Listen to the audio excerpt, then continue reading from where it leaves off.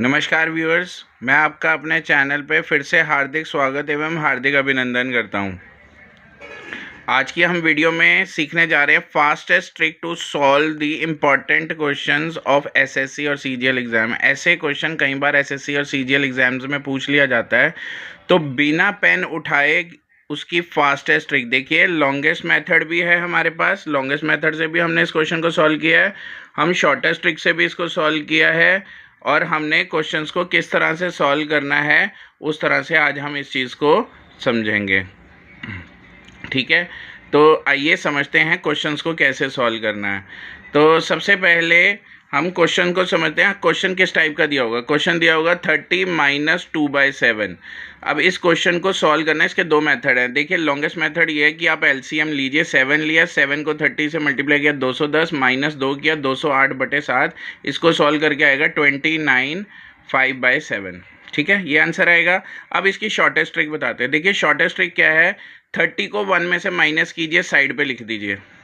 ठीक है, 7 डिनोमिनेटर में एज इट इज, न्यूमरेटर में 7 को 2 में से माइनस कीजिए, न्यूमरेटर में लिख दीजिए। You will get the same answers. देखिए, यहाँ 29 है, 5 ऊपर आ गया, 30 को 1 में से किया 29, 7 में से 2 गए 5 आ गया, नीचे 7। This will be the answer which is similar to the longest method.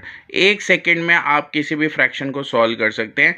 Shortcut tricks इसलिए बनाई गई ताकि आप अपने आंसर को लॉन्ग टर्म में वैल्यूएट कर ले कि हम आंसर सही भी निकाल रहे हैं या सही डायरेक्शन में मूव भी कर रहे हैं। कहीं ऐसा तो नहीं हम रॉन्ग डायरेक्शन में मूव कर रहे हैं और हमारा एलसीएम गलत आ रहा हो। तो इसलिए शॉर्टेस्ट ट्रिक बनाई गई सो दैट आप अपने आंसर को वेरीफाई कर सकें।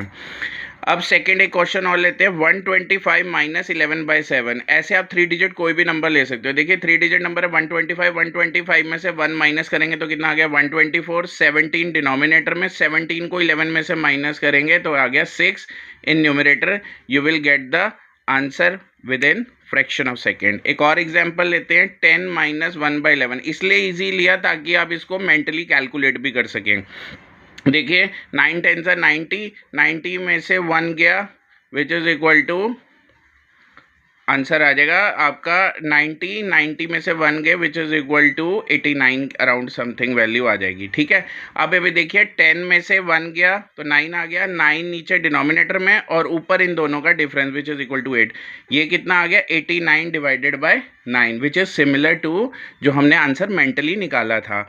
देखिए, हम इस तरह से किसी भी क्वेश्चन को शॉर्टकट और लॉन्गेस्ट ट्रिक में हम सॉल्व कर सकते हैं। अब इसका बेनिफिट क्या है? जब हम कभी भी किसी क्वेश्चन को लॉन्ग ट्रिक मेथड से समझते हैं, प्राइमरी स्कूल में जब भी किसी क्वेश्चन को सॉल्व करते हैं तो स्टूडेंट्स के पास मेथड होता है स्टेप बाय स्टेप सॉल्व करना। तो कई बार जब हमारे को लगता है हम रॉन्ग डायरेक्शन में मूव कर रहे हैं, अगर हमें शॉर्टकट ट्रिक का आंसर पता होता है तो हमें पता लग जाता है कि हम रॉन्ग आंसर निकाल रहे हैं और उसको सही डायरेक्शन में मूव करने के लिए वहीं पर स्टेप को करेक्ट कर लेते हैं। तो this method will be highly useful in schooling, primary school और कॉम्पिटिटिव एग्जाम।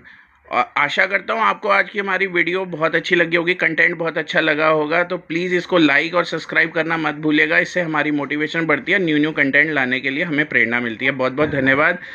आपका दिन शुभ रहे।